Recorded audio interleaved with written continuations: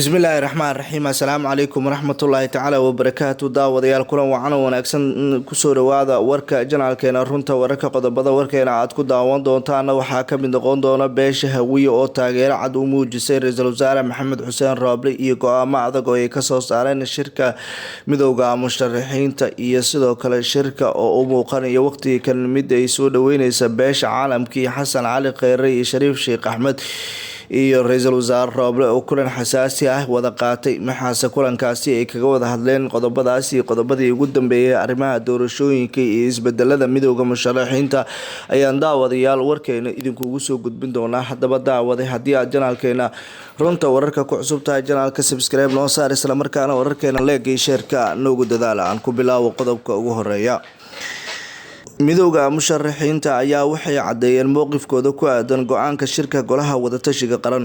Golaha midowga musharaxiinta ayaa soo dhaweeyay warmurtiyeedkii laga soo saaray shirka golaha wadatashiga qaran ee Muqdisho ka socday muddo toddobaad ah. Midowga musharaxiinta ayaa Ra'iisul Wasaaraha madaxda dowlad goboleedyada dalka ku ammaanay tixgelintii la siiyay talooyinkooda ay la wadaageen ee ku aadan sixitaanka habraaca doorashooyinka. Sidoo kale musharaxiinta ayaa bayaanka madaxda golaha tashiga qaran uga dalbaday in ay iswaafajiyaan habraaca iyo sidoo kale habdhaqanka doorashada, waxaana ay sheegeen in mar walba loo baahan yahay in laga shaqeeyo dardargelinta doorashooyinka.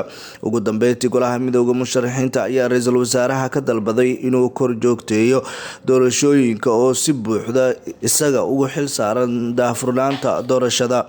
Ra'iisul Wasaaraha dalka ayaa sidoo kale midowga musharaxiinta ka codsadeen in aysan jirin faragelin dhanka ka imaada Soomaaliya, waa sida ay hadalka u dhigeen, iyagoona waxay kale oo ay sheegeen in ay mar walba ay la socdaan wax kasta oo ku aadan arrimaha doorashooyinka lagu dardargelin karo.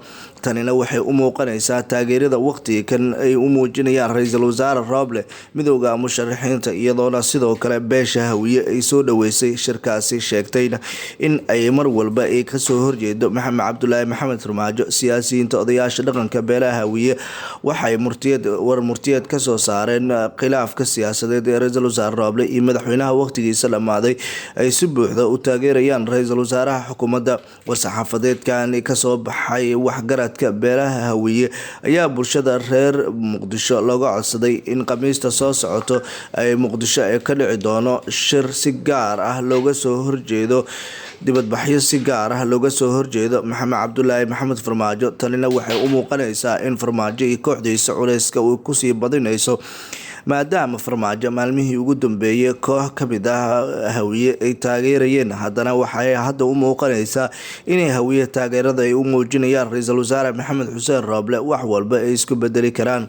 Beesha Hawiye ayaana waxay si cad u sheegtay in ay dowladnimada Soomaaliya aysan diidaneen, isla markaana cid kasta oo dowladnimada Soomaaliya ka soo horjeeda ay tallaabo cad ay ka qaadi doonaan, sida ay sheegtay beesha Hawiye.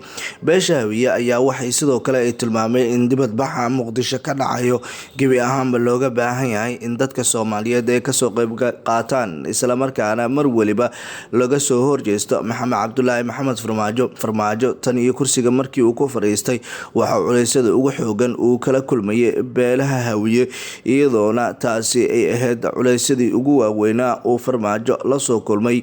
Farmaajo ayaa waxa uu xusuusan doonaa wax waliba oo ku dhex qabsada magaalada Muqdisho, ayaa lagu yiri bayaanka ay soo saareen beesha Hawiye. Dhanka kalena daawadayaal waxaa kulan xasaasi ah wada qaatay Ra'iisul Wasaarihii hore ee Soomaaliya iyo madaxweynihii hore ee Soomaaliya iyo Ra'iisul Wasaaraha hadda, iyagoona ka wada hadlay arrimo dhowr ah.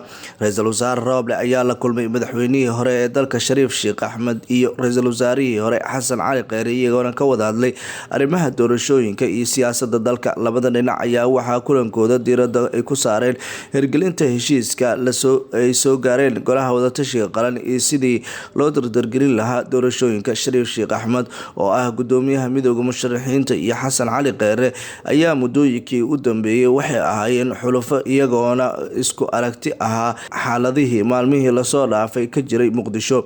Waxaa muuqata in Ra'iisul Wasaare Roble uusan la dhacsanayn furfurnaan la-aanta labadani musharax, waxaana loo arkaa inuu aad u jecel yahay Xasan Sheekh Maxamuud iyo Cabdiraxmaan Cabdishakuur Warsame oo siyaasadooda siyaasadooda ay furfuran tahay maadaama labadaani hadda la sheegayo in aysan ku qanacsanayn gebi ahaanba ra-iisul wasaare maxamed xuseen rooble kulamada uu la qaadanayo.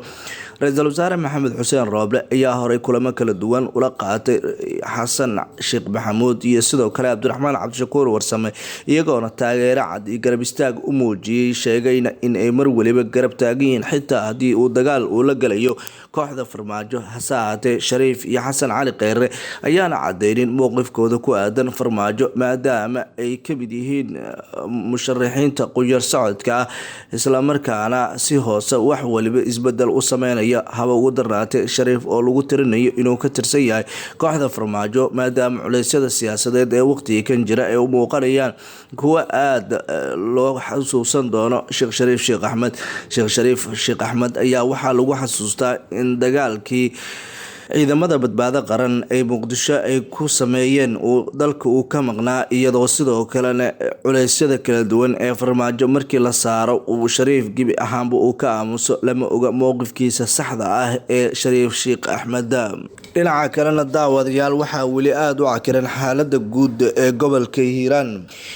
waxaa weli taagan xaaladaha kala duwan ee waqtiga kan ay u muuqan karto in ay saameyn badan ay ku yeelanayso beelaha dega gobolka Hiiraan, waxaana hadda u muuqanaysaa in saameyn kasta oo jiraysa ay saameyn fara badan ay yeelan karto. inkastoo doorashada laga dhigay hal deegaan doorasho, haddana doorashada hal deegaan doorasho laga dhigay ayaa waxay u muuqanaysaa in culeyska beelaha kasoo jeeda gobolka Hiiraan iyo Gado ay ku abuuri karto madaxda maamul goboleedyada dalka qaarkood, gaar ahaan Hirshabelle iyo Jubbaland culeys aada u xoogan.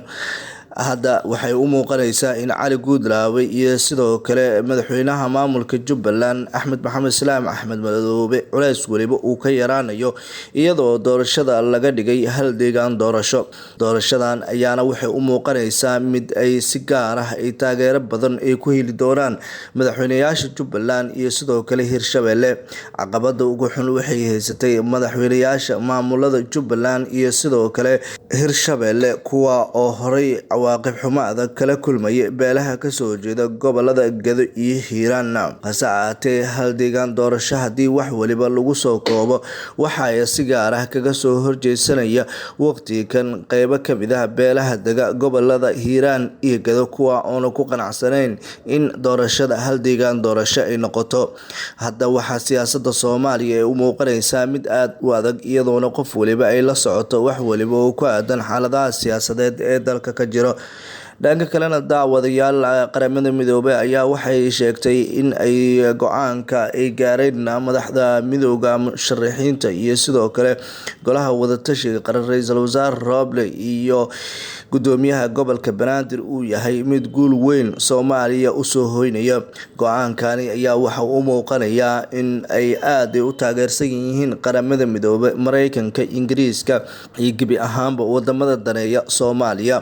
doorashada Soomaaliya ayaana hadda bilaabanaysa dardarteeda, iyadoo qof walbana ay la socoto doorashada iyo sida loo dardargelin karo, markastana looga baahan yahay in doorashadu ay noqoto mid cadaalad ah. waxaana horay qaramada midoobay ay u codsatay in doorashada Soomaaliya ay noqoto mid cadaalad ah, islamarkaana aysan noqon mid cadaalad darre ay ka jirto. guud ahaan daawadayaal, warkii oo aad ka daawanayseen janaalkeena runta wararka, saaxiibada aan jecelnahay waa nageynta. haddaba daawada haddii aad janaalkeena ku cusub tahay subscribe noo saar janaalka, islamarkaana wararkeena like iyo share iyo commentiga noogu dadaala. waad mahadsantihiin daawadayaal.